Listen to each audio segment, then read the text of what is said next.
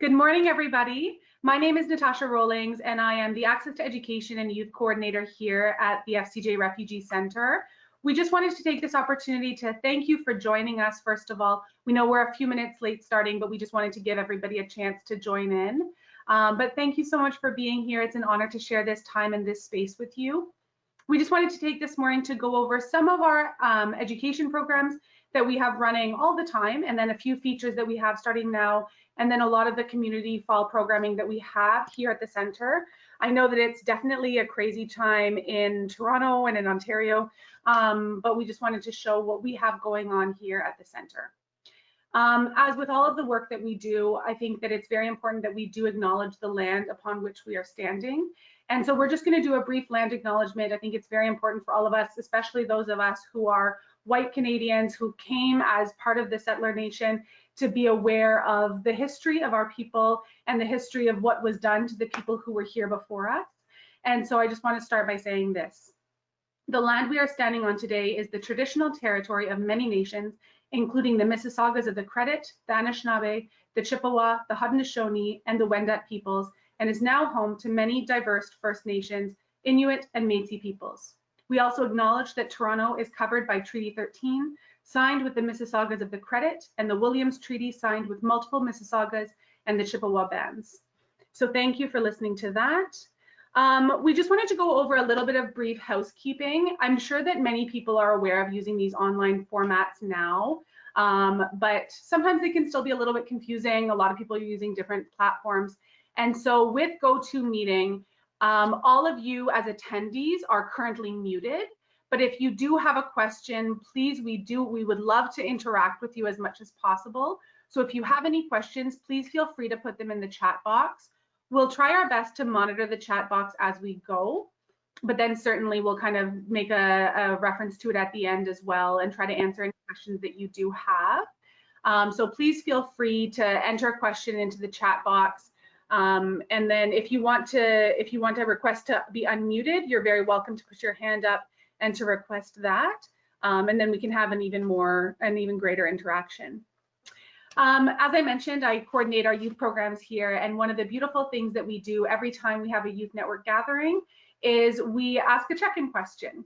And so if you want to participate in the chat feature with this, we just thought, since we're talking about community programmings, we wanted to start with the check-in of who or what makes up your own personal community. And the alternative question is, what's one activity that brings you joy? It's a very gloomy day out here today. Sometimes rain brings people joy, so sometimes you might like a gloomy day, but what's one thing that brings you joy, or what or who makes up your personal community? And if you want to be putting that in the chat function, we can look at that, and we'll just keep an eye on that, but just an idea to start any community programs you have with a general check-in question.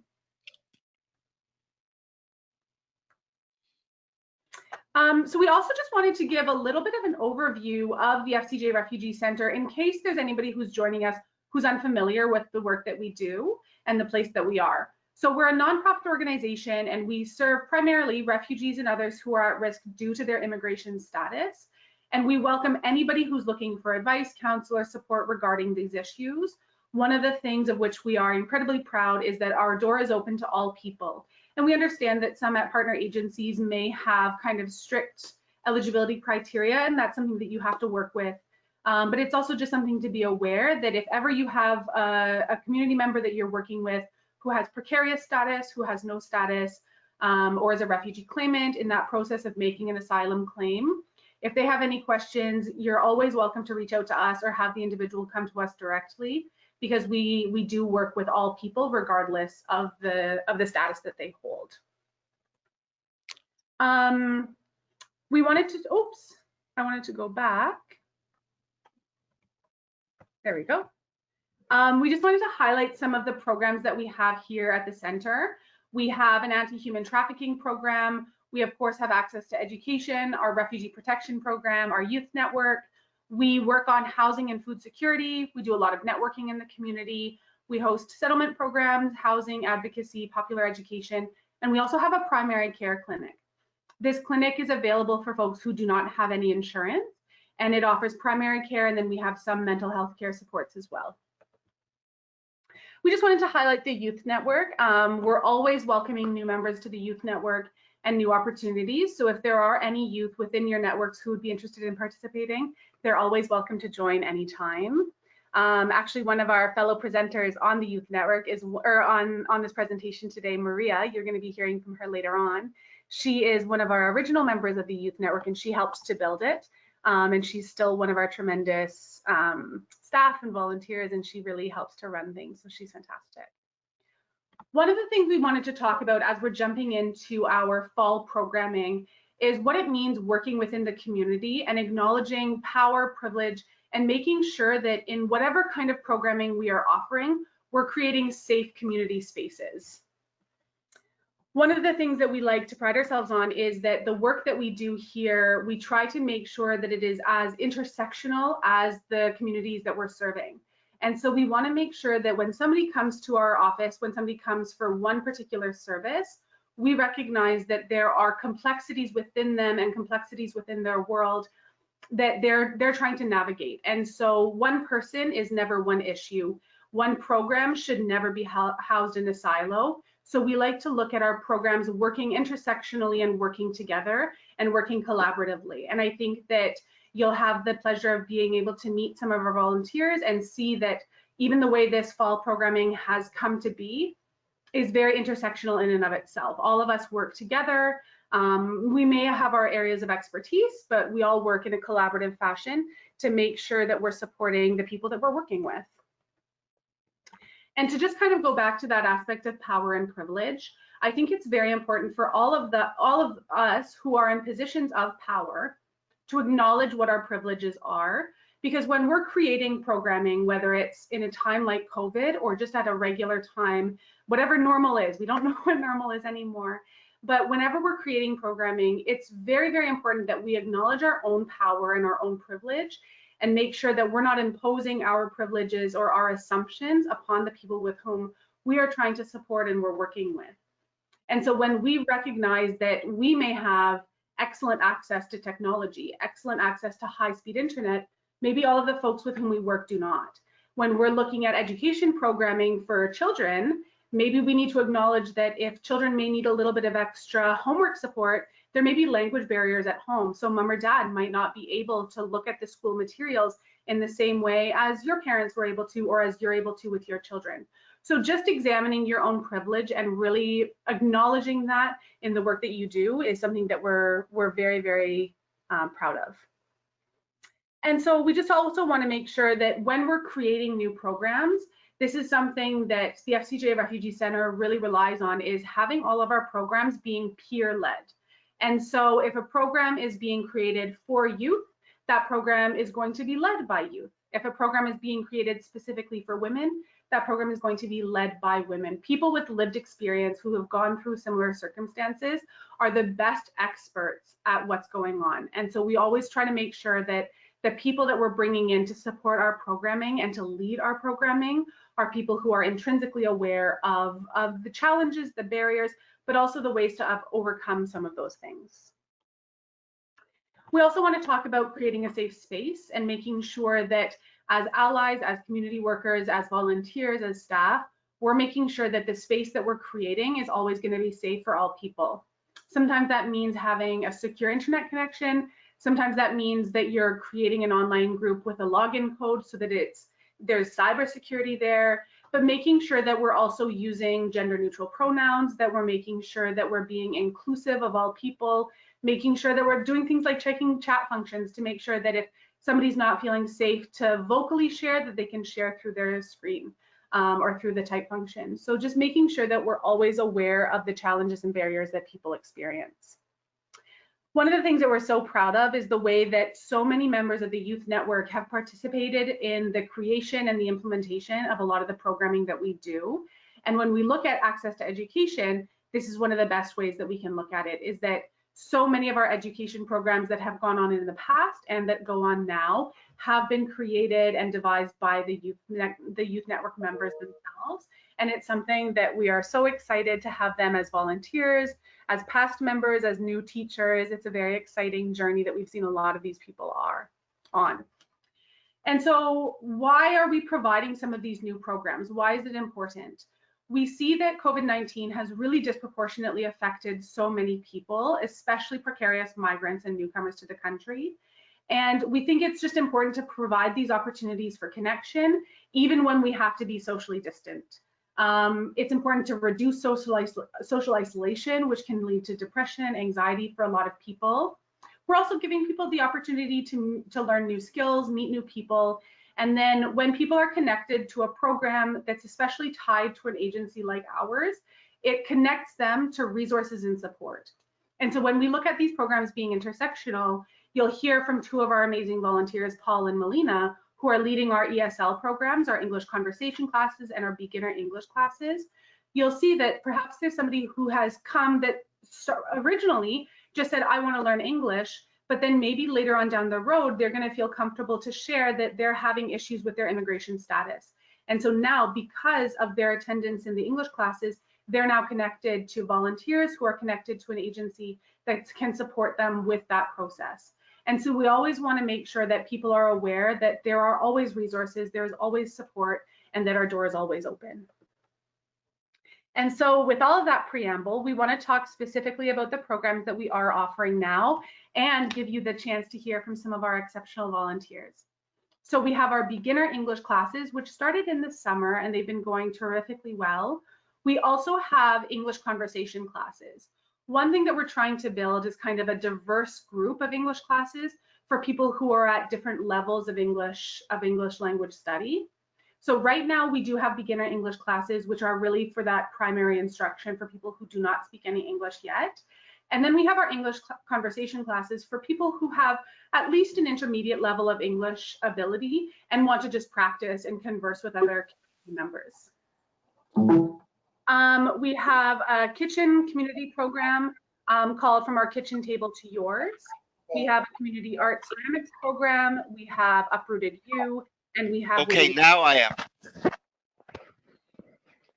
am. So these are exactly the programs: English conversation classes, Uprooted U, From Our Kitchen Table, women's entrepreneur skills workshops, and a youth and women's art program.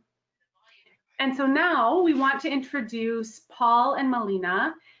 They have been amazing volunteers with our center for a very, very long time, working in all different ways. Melina has been doing lessons at our street party for a number of years, and Paul has helped out, I think, in every single area of the office and was one of the first people to put his hands up to volunteer driving food all across Toronto for our food distribution program.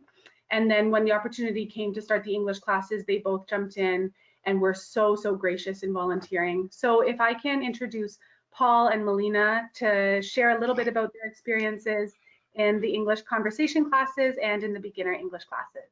Paul and Melina? Melina, who goes first? Thank you. Good morning, everyone. It's a pleasure to be here sharing the screen.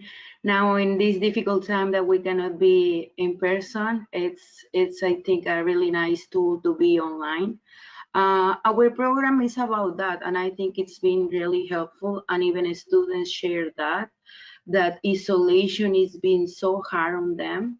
So they are so grateful to be able to communicate and to practice their English, even if they are stuck at home with no more people to share. So I think it's one of the main things that I would like to highlight, that it's been a great program for people who is having a rough time.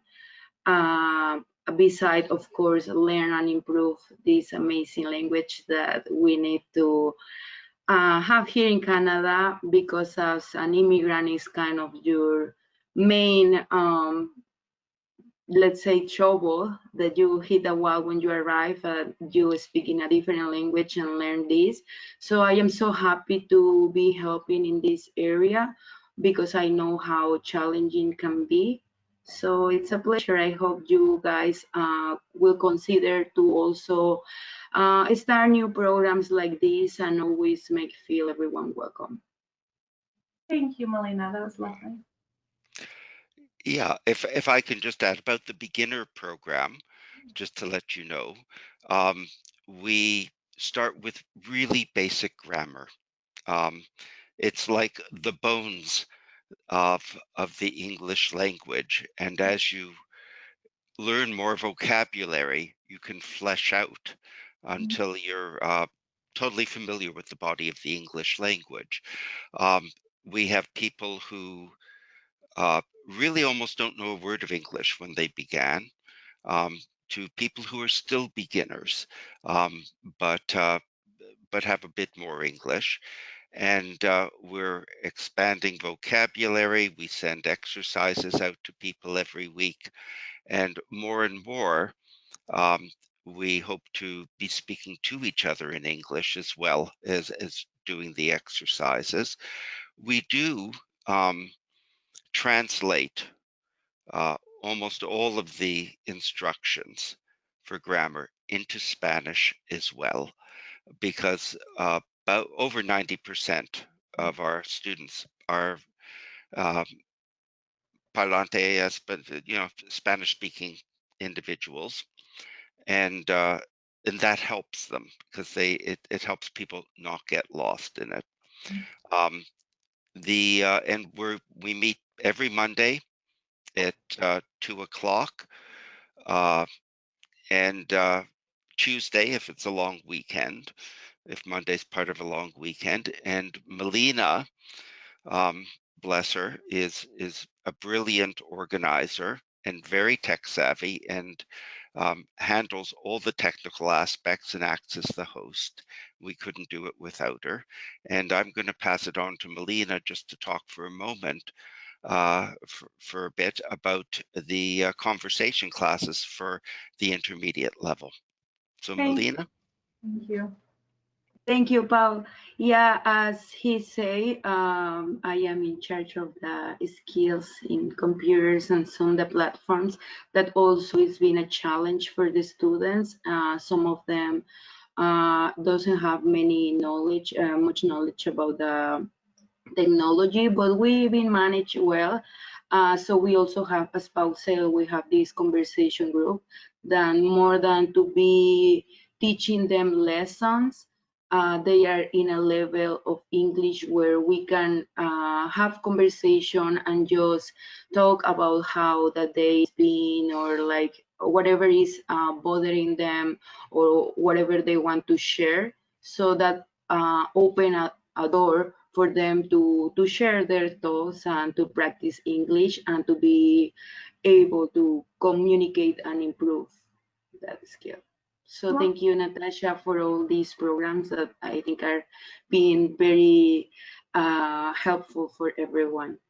No, the thanks goes to you and Paul for your tremendous support in leading these programs.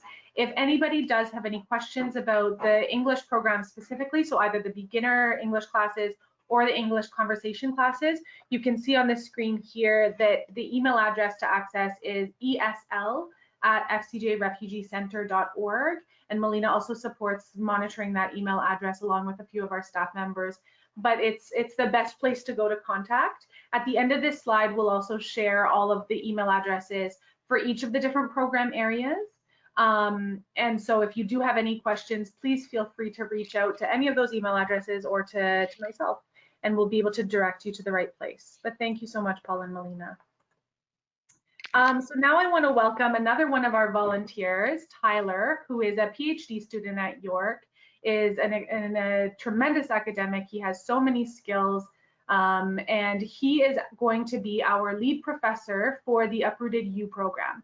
This is a program that we had run a couple of years ago, and we've been looking at getting the support to lead it again. And with Tyler's enthusiasm and passion and dedication, he has put himself forward to be our lead professor for this course. We're going to be hosting it every Friday at 2 o'clock beginning this week. We're so excited. And this is a course really, and now with all of our programs, like we said, we do have an open door. So we would never say to somebody that they're not welcome in this program. But of course, we do have kind of a target idea of who we're looking at welcoming into a program like this.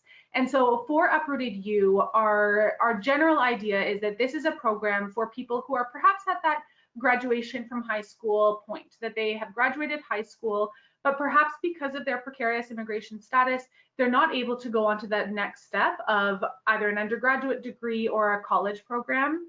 And they're feeling a little bit lost. They're maybe looking for some sort of avenue for academic participation and inclusion, and they're looking to keep their brain alive and their mind being exercised, and don't have too many other avenues. So we're going to be offering this kind of cultural immersion program. And so if I can turn it over to Tyler to kind of talk a little bit about your experience, your history with the center and this kind of work, and what you expect the program to look like. Tyler? Thank you so much. Yeah. So I wanted to introduce myself, and thank you so much, Natasha, for introducing all of these things and myself. I am a PhD student at York University. I'm in the Social and Political Thought program at York, which is kind of a very specific sort of interdisciplinary program. My background is kind of general, but I do a little bit of sociology and a little bit of political theory and a little bit of philosophy. And a little bit of literary studies. So I'm hoping that I can draw on a kind of a relatively wide base. But I've also been involved with the Center of Refugee Studies at York, which is also a really wonderful sort of institution to be involved with. And a lot of my work has been directed toward different kinds of activism in the city of Toronto, mostly around sanctuary cities and migrant rights activism. So I was very happy to be able to get involved with an organization like this, which is exactly like Natasha said, has this open door policy. It's very open and welcoming. And also for me, to be able to step in and organize a class like this has been extremely helpful in facilitating that, and putting together, like, the poster looks wonderful and everything. So I'm very excited as well. I'm looking forward to tomorrow, which is our first day of class, to get into things. In terms of what the course looks like, it's something like a pilot course that we've been preparing over a few weeks, maybe about a month or so now, that is really an attempt, exactly like Natasha said, to create a sort of accessible entry point into what would look like a university level, perhaps an introductory university level class. So the idea here is to, in some sense, simulate what a first year class would look like for any student who is entering the university, and to offer a kind of easier entry point into what exactly that would look like, hoping that students who are, or participants I should say, who are at a youth age or past the youth age, are able to engage in the sort of readings like this. So the course is organized around the sort of a number of topics of debate for scholars who focus on migration in a number of different ways. Like I said, it's kind of multidisciplinary, so we'd really like to stress that there's going to be like multimedia things involved, and there's going to be some literature that we get to read, some books and novels and stuff. Maybe not full novels, but like short stories. So it can be a space for a lot of creativity as well. It's also kind of a condensed course, so there's a lot of work that's going to be put in front of us, which I'm also really looking forward to. It's going to be a lot of fun. And what else can I say? I really hope that anybody who can be involved does get involved. And yeah. First hit, we saw that newcomer families, refugee claimant families, and especially precarious migrant folks were really disproportionately affected by this crisis. And so one of the immediate responses that we had and our thoughts was, what's one of the most emergency crisis needs is putting food on the table. And so that's how this program started. And I want to turn it over to my amazing colleague, Sebastian. He has really been taking the lead on this project, and he'll be able to give you a little bit more information on what this program is doing and our kitchen program, cooking programs, and everything. Thank you, Sebastian. Thank you very much for introducing me, Natasha. I'm gonna get closer to the computer so you can guys see me and hear me better. My name is Sebastian, and I'm a staff member here at FCJ Refugee Center. My official title is Food Security Worker, and as my colleague Natasha said, I am the organizer of the food distribution program, as well as to the kitchen program called To a Kitchen Table to Yours. And I'm going to start talking a little bit about the food distribution program, which focuses on helping and supporting refugee families as well as other individuals and families under precarious status, immigration status, who have been affected by COVID-19, as Natasha said. And these are people who, for example, were working and as soon as the pandemic came, couldn't continue working, or that just came to the country and haven't been able to settle in the way that they should. So us as an organization, we try to help them face those challenges by providing them food. So the program runs every Thursday. So today is one of the days that the program is running. We have donation from Second Harvest, and Second Harvest brings a wide variety of foods coming from protein, from vegetables, from frozen meals, many things. And we put them in bags and we deliver them to various parts of the city. We have 5 routes, and these 5 routes go from going to Scarborough, to East. We go to the central area, North York, and also we go to Etobicoke, Brampton, Mississauga. So it's all the GTA. And right now we have around 85 families. In addition to that, we also provide diapers for families who have babies as well. And around once every month, we also deliver grocery carts. So they can also have the opportunity to choose what they want to buy monthly with those grocery carts. In addition to that, we have the program, as my colleague Natasha was saying, called Our Kitchen Table to Yours, in which a professional chef comes here every other week on Thursdays and tries to make a recipe with the ingredients that we get from the Second Harvest donations. And the donations that we get from Second Harvest are sometimes unpredictable. So there are some weeks that we get a lot of meat, but some weeks, for example, that we get lots of vegetables. And sometimes it's challenging to look at all those vegetables and see how we can use them fast and also in a good and secure way.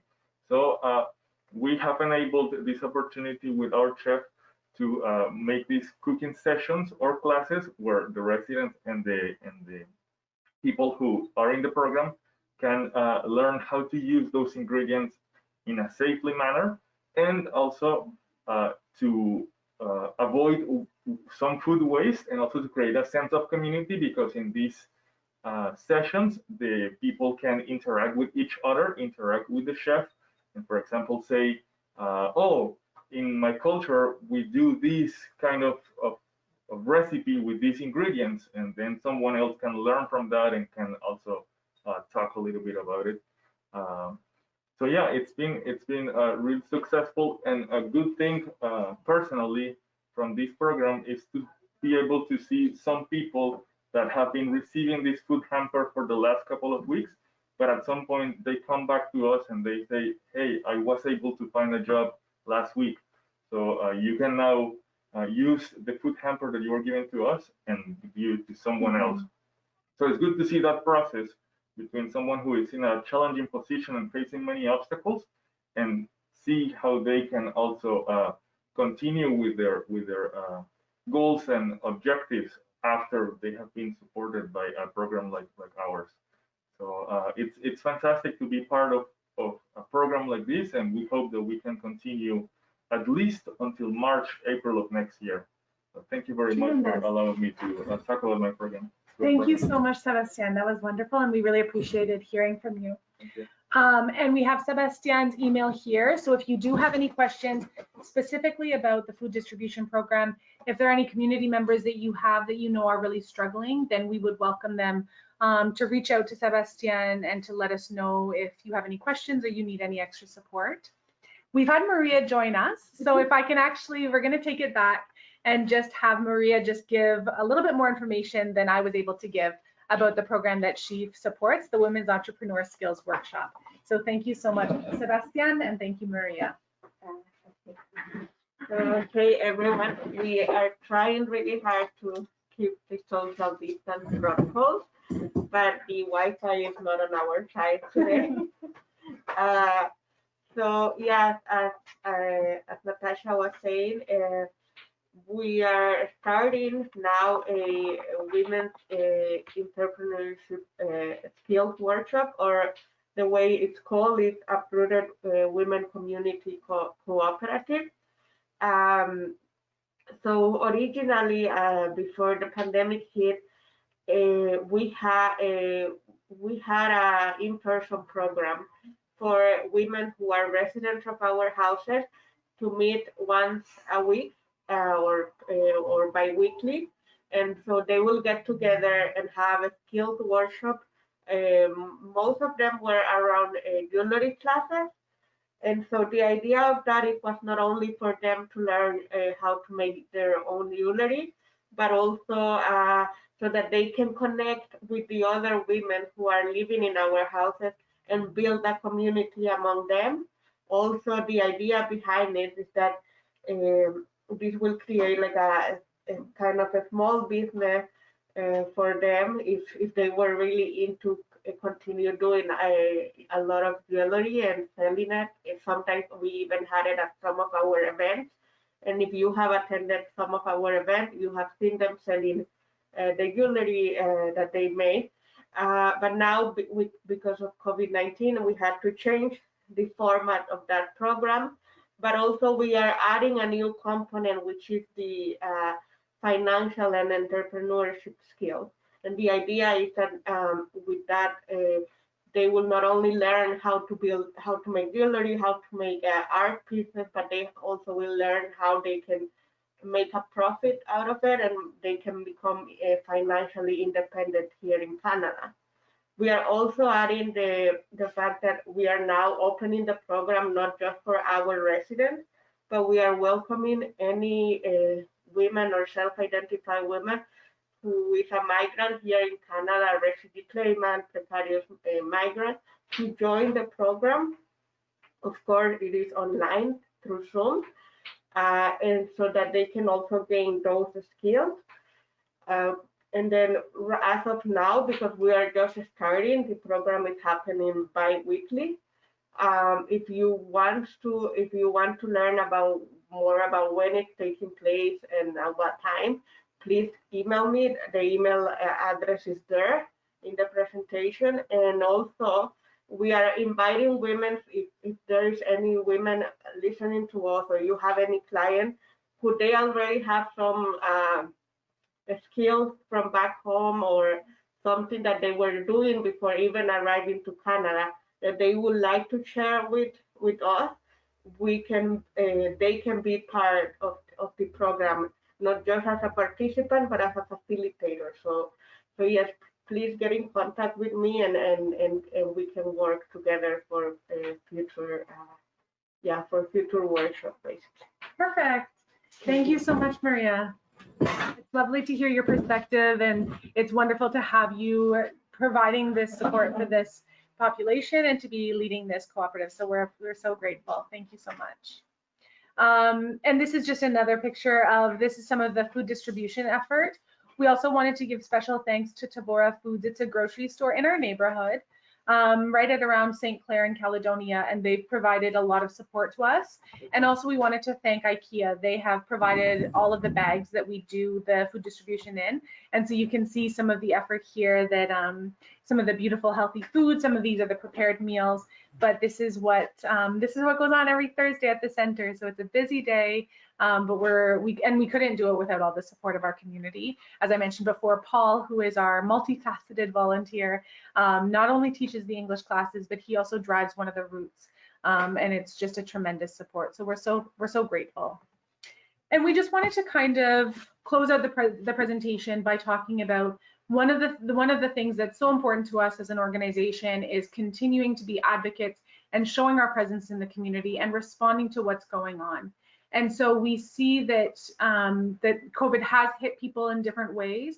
And so how can we be responding to those challenges and responding to the needs of the community in an ethical way and with efficacy, that we're providing the right support to the right people. And so really just touching base with your community members and making sure that you're listening to their needs and taking the lead from them. And so I also just wanted to end with one last little note of the Youth Network. And I think that the Youth Network is near and dear to all of our hearts, to my heart especially, because it's the program that brought me here. But I think that this sentiment that was said by one of our youth participants can be true of so many of our programs, if not all of our programs. And this is something that one of our youth members said. They said the Youth Network is like home to me, even though we're from all over, they're my family. And I think that within the food distribution program, we're seeing that it's becoming a family. Our women's programs, our English programs, our school programs, everything is they're becoming small communities and small families. And so we wanted to thank all of you for joining our family today and for joining us today for this presentation. If anybody does have any questions now or in the future, we've left all of our contact information here. So these are the email addresses of all the people that you heard today. Maria, the FCJYN, that's the email address I forgot to mention before that you can contact if you're interested in Uprooted U or any of our youth programs. Sebastian's email is here, the ESL for, of course, the English classes, and me, I'm Natasha Rollings, so that's my email address there at the end. So thank you first and foremost to all of you for being here, and then to Tyler, to Melina, to Paul, to Maria, and to Sebastian. Thank you for joining me in this presentation. I hope you all have a beautiful day, and do reach out to us if you have any questions or require any further support. Thank you so much, everybody. Bye. Bye.